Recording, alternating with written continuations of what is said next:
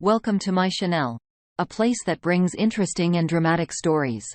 Hope you have a fun experience. Please listen to the next story. The memory of the 4th of July celebration will always stick in my mind as a disastrous holiday. We guys are often taught to endure mistreatment, love without conditions, and take the high road when things go awry in our relationships with women. But this incident crossed a line for me. It shattered something within me because I truly loved my wife. I cried. There have only been a few instances in my life that brought tears to my eyes, mostly related to loss, but this pain was different. Let's dive into the story. Although I apologize if I don't follow the usual narrative structure, this is more of a therapeutic outlet for me, and healing takes time. I've been married to my wife for 4 years now. We're still relatively new to marriage, but we dated for 2 years before tying the knot. Our relationship appeared strong with no signs of trouble. Our love was genuine, and we built a foundation of trust during our courtship. I'm 30 years old, and she's 26. The incident that brought my wife's cheating to light occurred on July 4th during a party organized by my wife's friend. Let me give you a bit of context before delving into the incident itself. About a week before July 4th, my wife had mentioned that her close friend wanted us to join her July 4th celebration. We usually have a reliable babysitter for our 3-year-old, and we usually inform the sitter in advance about our babysitting needs. Leading up to this specific 4th of July event, my wife informed me that she had contacted the babysitter who mentioned her schedule would be packed and she couldn't make it. I was a bit disappointed because spending time with my wife had become rarer since we had our baby. My wife expressed her strong desire to attend the event, and suggested that I stay home with our child while she goes to her friend's party. I wanted her to have fun, so I agreed and said I'd take care of our child at home. Now here's the twist. My wife knew I wasn't exactly a big fan of her friend. Her friend is still single. And while my wife is 26 years old, her friend is 3 years younger and a bit more carefree. I don't want to come across as controlling, especially since my wife is an adult. I simply advise her to watch out for her friend because she might not be the best influence. Now on the morning of July 4th, I took an unusual step and decided to call the babysitter myself. Normally, my wife handles these arrangements, and I had to find the sitter's number on my wife's phone. My thinking was that if I offered the babysitter a higher hourly rate, she might change her mind and agree to take care of my child that evening. If it works out, I plan to surprise.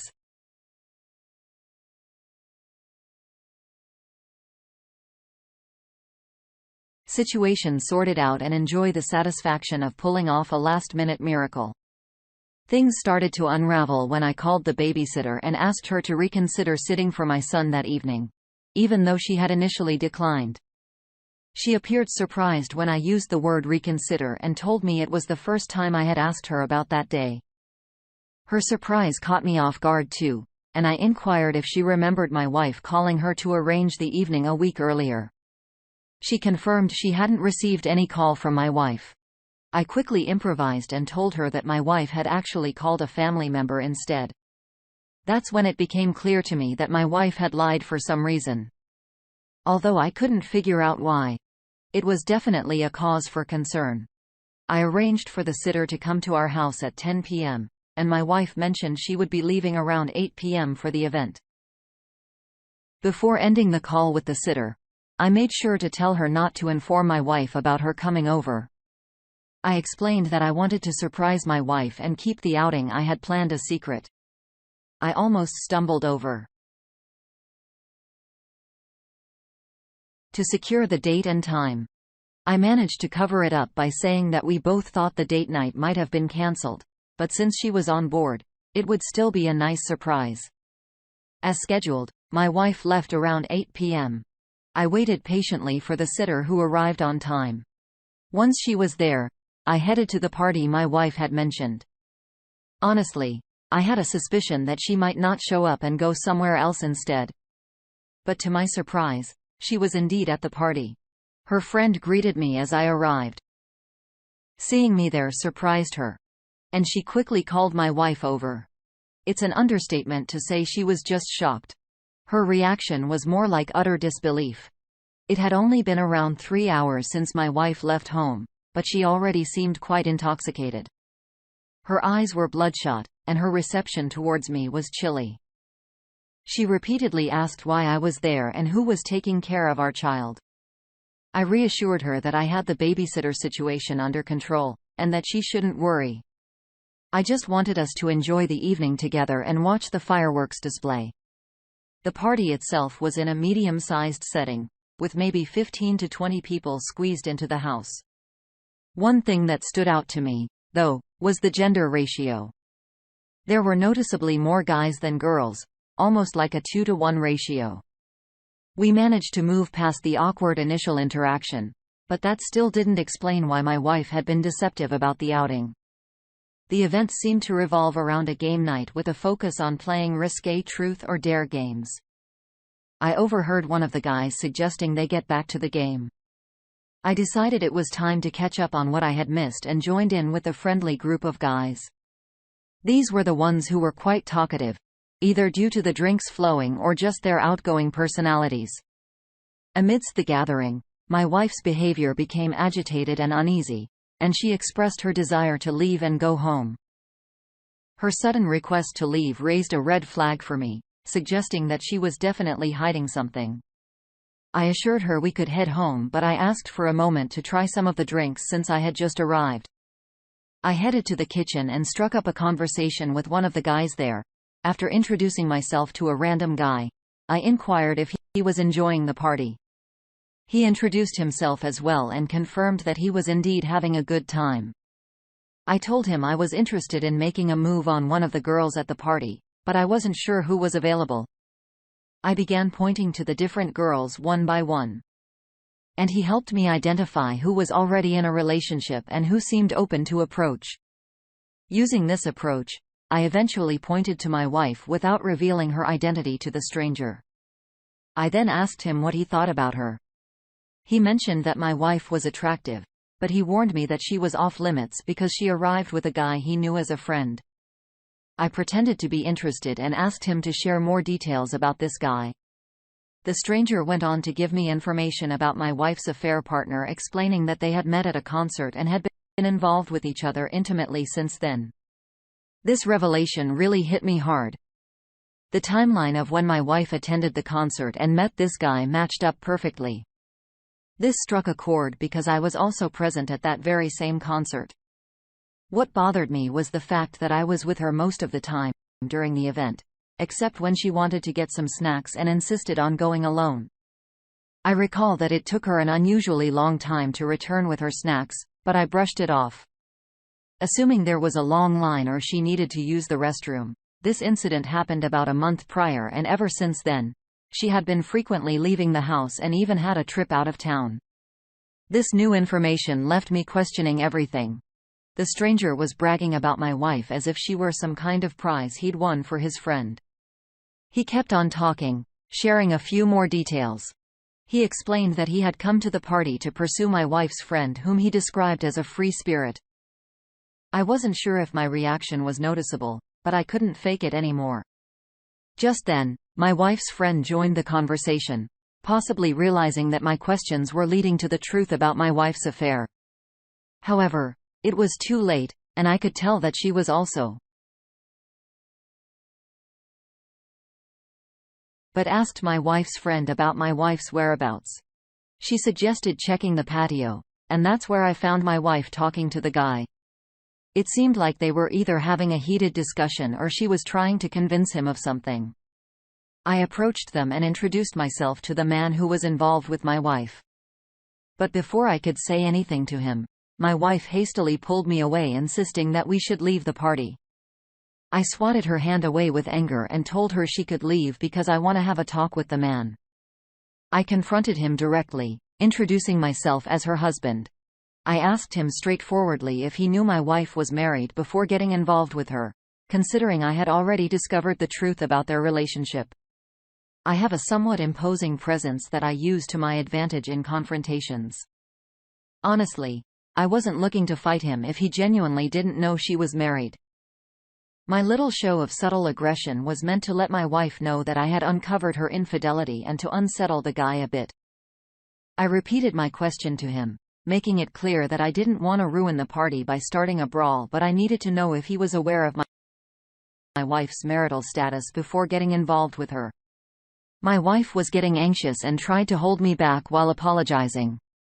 The guy, seeing the bottle in my hand and realizing he was cornered on the patio with no support, fell for my act and started apologizing as well. He mentioned that he didn't intend to cause any trouble and that he had only started talking to my wife without knowing she was married. I inquired about the number of times they had been together, and he gave a response. I simply wished him a good night and walked away. I hopped in my car and drove back home. I told my wife that I wanted a divorce. I checked into a hotel where I'm writing down my story as a form of self-therapy. I'm feeling lost about what steps to take. This is my first experience with divorce, and I'm completely unfamiliar with co-parenting since I didn't grow up in a household like that. What I do know is that I can't bear the thought of seeing that woman, and this incident is making me physically sick. I'll probably provide updates on what my next moves will be, but for now, I'm truly uncertain. Story 2. My wife was 35 years old, and I was 36 when she got wind of an incoming high school reunion. We lined up a babysitter for the night, and were genuinely looking forward to it. I might not have known any of her old classmates, but the idea of mingling with her friends from back then was thrilling. I first crossed paths with my wife in a bar situated on the same street where we both worked. She was a hairdresser and I was employed at a print shop. The first thing that caught my eye was her stunning hair. And then I glimpsed her eyes. And I knew right then that she was going to captivate me for a long time to come. Her opening line to me was about needing a haircut, but that's a tangent. We tied the knot and welcomed 2 children into our lives. Our marriage had its imperfections. And there were instances when we thought about taking some time apart.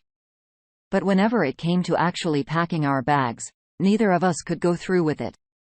There was no cheating going on at that point, so it felt like every disagreement or issue could be resolved with communication and effort.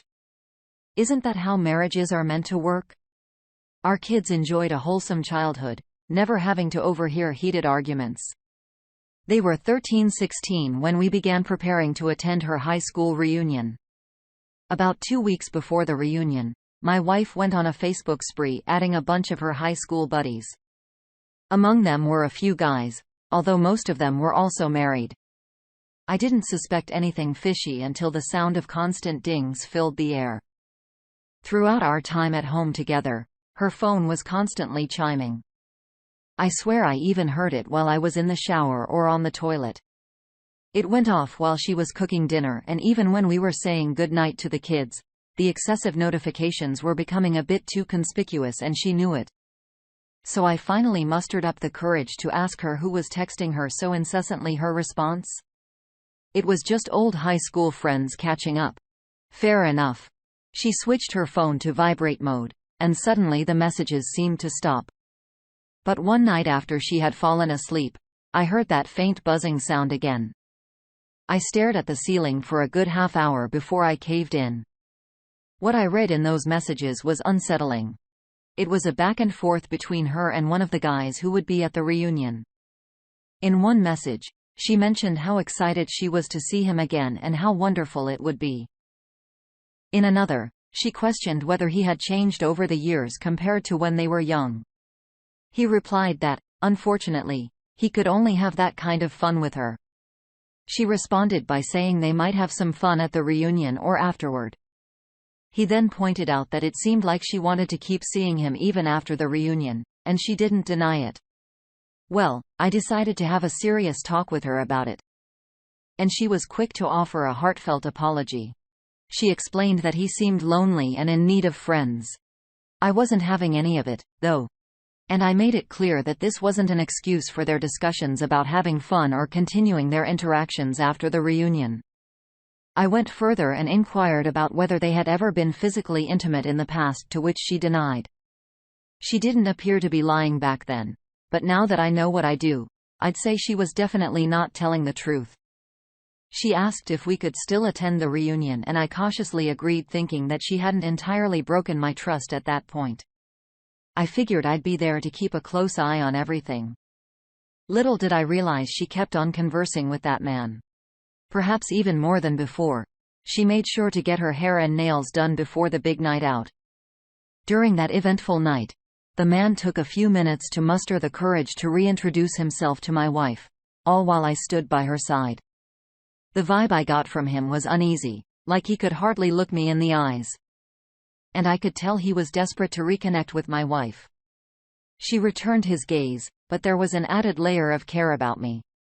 She introduced me in a friendly manner, but he wasn't fazed.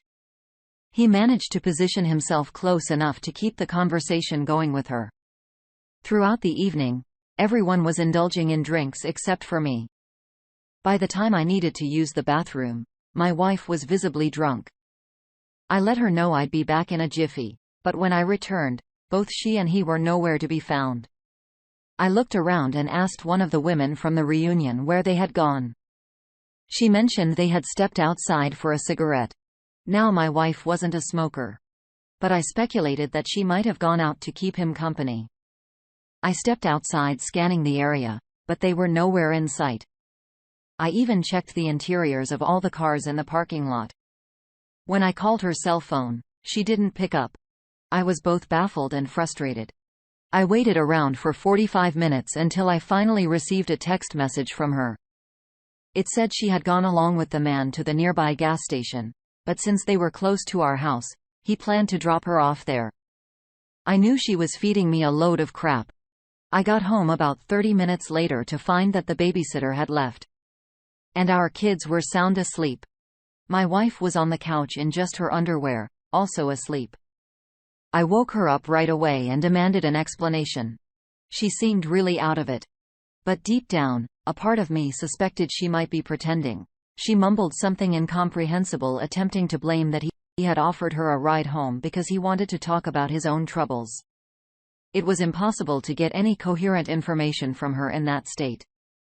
So I decided to wait until the morning to try and make sense of things. Before my wife woke up, our teenagers filled me in on their evening with the babysitter. I could barely concentrate. But it was a relief that they were already asleep when she got home, so they didn't witness anything unusual. Once my wife was awake, I wasted no time and questioned her about the events. She griped about her fuzzy memory and expressed strong regret for leaving me there and for getting so intoxicated. Really sorry. After a few hours, she had an emotional breakdown and confessed that she had remembered what actually transpired. It seemed like she somehow sensed that I would discover the truth. She disclosed that he had asked her to step outside and talk, and she agreed. He suggested they get into his car because it was chilly. And she didn't perceive any harm in that. Then she revealed that he had coerced her into kissing and having closeness. Tears streamed down her face. Though I suspected it was more due to being caught. I insisted on checking her phone and she hesitated and tried to make excuses. I snatched the phone from her and retreated to the bathroom to examine it. And guess what? She had found the time to message the man and admit that their actions were a mistake. But even before that, messages from days before the reunion showed they had plotted to sneak away at some point, engage in physical activity, and even contemplated the possibility of her spending the night at his place. This was the final straw. Our marriage had reached its end. As I swung open the bathroom door, she stood there pale as a ghost, staring at me like her entire existence was on the line. I let her know in no uncertain terms that it was over. That I couldn't continue with her after finding out about her calculated betrayal. Her tears flowed, and she begged for my forgiveness in a barely audible voice. I reminded her that even though she was intoxicated when it happened, she had planned this affair in advance. She had chosen to shatter the trust we had built over all those years. My resolve to shield her as my wife crumbled because she had willingly let another man into our life. I didn't think she could feel any lower. But my words managed to drag her further down. She curled up into a ball, her sobs echoing through the room while I went about doing her a few favors. I arranged for the kids to spend the night at their friend's place, hoping to shield them from the traumatic events. I collected as many of my wife's belongings as I could, neatly packing them away. I called her parents and explained the situation, suggesting they come and take their daughter back home, and they did just that. Despite her resistance or inability, I helped her into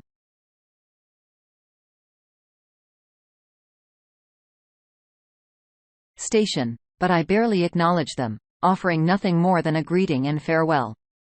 My wife made a few attempts to step out of the car, but they warned her that if she didn't leave with them right then, they wouldn't provide her a place to stay until she found an alternative arrangement. The weight of their words sent her into a daze.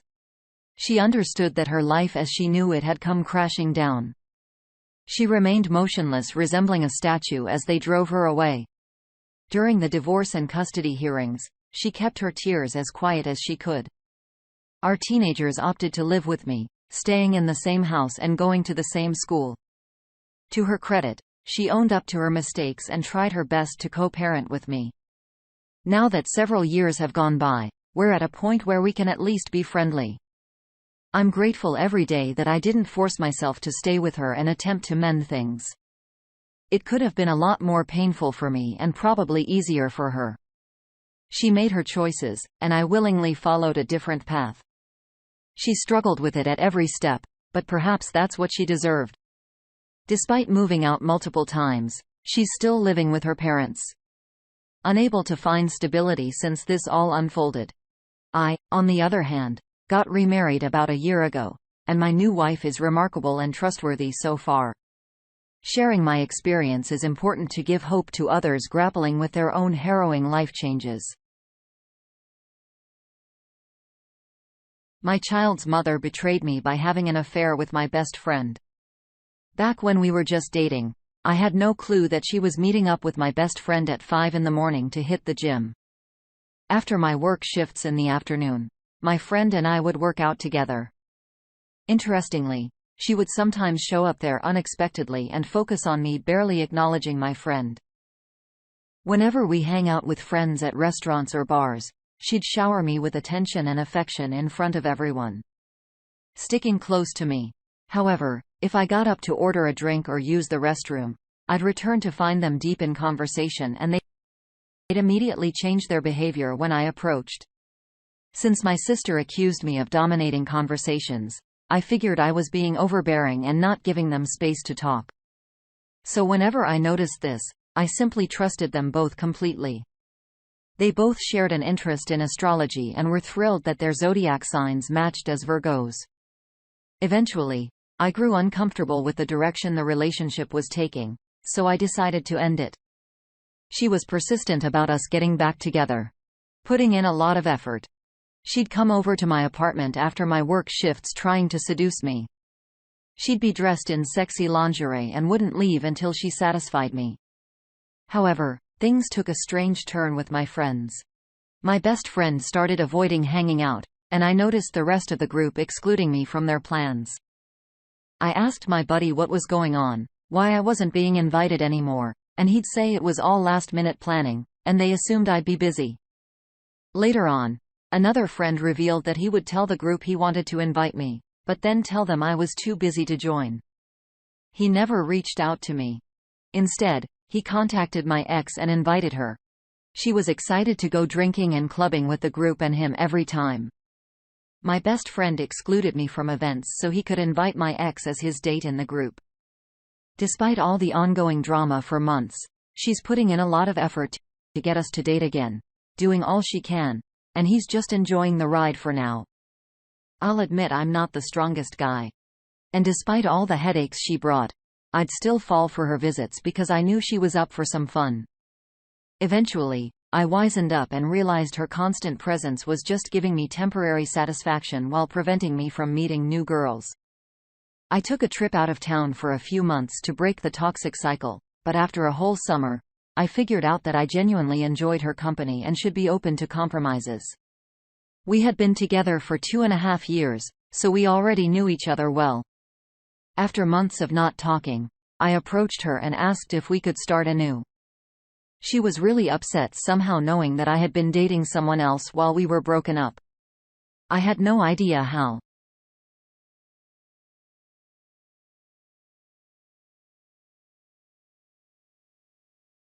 To avoid disrupting my life in case this new attempt didn't work out. However, she oddly guessed many things about me with surprising accuracy. I was eventually compelled to admit, yeah, that actually happened. Sure. I did talk to another girl, and a lot of other things she just wouldn't let go of. After she relentlessly pushed me and insisted that honesty was crucial for this to succeed, I ended up spilling all my private details even though we were already broken up. Following this, she took it a step further, saying that simply sharing wasn't enough, and if I truly meant it, I had to marry her right then and there, or make her pregnant that night. She caught me off guard by suggesting we elope, even proposing that we could get someone she knew as a witness and use a quick venue. I did want to reconcile, but both options felt extremely rushed. I thought that maybe if we had intimacy, I could avoid getting her pregnant just like it had always been the case. So within a week, I chose to engage in unprotected intimacy with her as an alternative to getting married. And that's how things unfolded. After that, everything started to go downhill. Firstly, she was against taking a pregnancy test. We had a bunch of extra pregnancy tests. And even though I knew it was too early, I jokingly suggested that she pee on one of them. She came up with a ton of excuses for not doing it until a month later. I sometimes wonder if she was worried she might already be pregnant.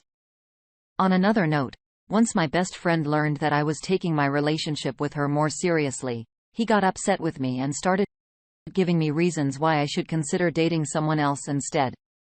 Then we found out that she was pregnant from that night, and she gave me an ultimatum. But overall, things seemed good, and I was happy with how they were going. However, her sisters started asking me strange questions like, "Why are you so nice to her? And why are you still with her?" Her family seemed surprised that I was continuing to date her. That's when I started noticing red flags. Her sister began mentioning things that she shouldn't have known about, like my best friend's nickname, the type of car he drives, and some of the music he liked. I asked her how she knew him, and she proceeded to tell me stories about how he frequented their house a lot. She described a time when they walked in on him licking her chest, and how she and my girlfriend stayed up late discussing how my best friend was so desperate to be with my girl that he even performed BJ on her to persuade her to have intimacy. I didn't want to believe it, but I started keeping track of everything she said. I observed things for months. And slowly, everything started becoming clear. Learning about all this made me feel depressed. And I ended up drinking more than usual during her pregnancy. I hadn't confronted her about it yet, but it seemed like she could sense that something was about to blow up. I began asking vague questions and watched her squirm as she told lies. Then I'd witness one lie leading to another lie, trying to cover up the truth. She'd keep lying to me as if I had no clue. She'd look me right in the eyes and lie convincingly. My so-called best friend, who used to be quiet around me, couldn't even muster an apology when I confronted him. He just stayed silent, avoiding my gaze. As it turned out, he was the one feeding her information about my personal life that I had shared with him in confidence. All in an attempt to make her dislike me. The two people I trusted the most betrayed me. And the worst part is they both teamed up against me. Now I'm stuck dealing with this overly apologetic woman who's raising my child. I'm also stuck with this lingering trauma that's made me reluctant to form new friendships or spend quality time with anyone because I fear getting hurt again by building connections. It's hard to trust people these days. I think the trauma has affected both of us because she cheated and lied to me repeatedly. It seems like she assumes I'm doing the same. Despite enduring all the pain and difficulties, I've remained completely faithful. Yet I'm the one constantly on the defensive, facing groundless accusations. It seems like every other day, a new insecurity arises, and our arguments escalate to yelling, cursing, and slamming doors. My patience with her insecurities is wearing thin. And I've even reached a breaking point where I've cried, punched a wall, and injured my hand. I've never been aggressive before. I was shocked at how I lost control. I love my son deeply, and I can see that he's happiest when he sees his mom and me getting along. He's perceptive and knows when things are going well between us. Capito. There are days when I try to avoid unnecessary fights with her by going for a drive. But when I return, the baby seems upset and only wants his mom. It feels like if we split up, it'll definitely affect him. However, if we stay and keep arguing all the time, we'll just set a bad example for him. It's painful even though I hated admitting it. She really pushed me to come clean before we decided to have a baby, but she never opened up herself. She never confessed that she was sneaking around with my best friend behind my back. And when I confronted her about it, she says, "I loved you so much that I did what I thought was necessary to keep us together. Sorry for loving you too much." Now she's saying we need to stay together for the sake of the baby and that it's also the best choice for us. Sometimes it feels like I might have a heart attack from the dramatic and pointless arguments we have. It's kind of laughable, really. I'm trying my best to provide her with a good life, working and paying for everything while she stays home, but it doesn't bring me any satisfaction. It's like I'm doing this to prevent her and the baby from being hurt. That's when I start wondering why people resort to cheating. Feeling trapped with no way out, yet unable to stay in.